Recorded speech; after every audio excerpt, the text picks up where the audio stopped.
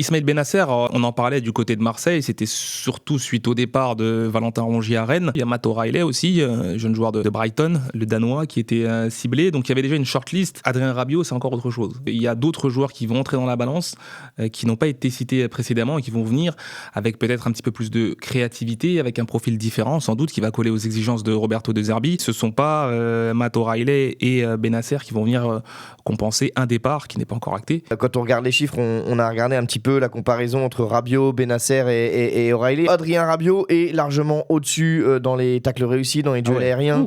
En revanche, si on compare Bennacer dans la colonne de gauche et O'Reilly, on voit que défensivement, Bennacer c'est plus une valeur sûre qu'O'Reilly. Si on regarde l'aspect offensif, c'est O'Reilly qui est au-dessus de Bennacer. On va encore comparer les trois, montrer que Adrien Rabiot est bien au-dessus. Il est meilleur défensivement que les deux autres, meilleur offensivement que les deux autres. En revanche, si on compare O'Reilly et Bennacer, là, cette fois, c'est O'Reilly qui est au-dessus de Bennacer. Conclusion, pour remplacer Adrien Rabiot, il faut recruter les deux.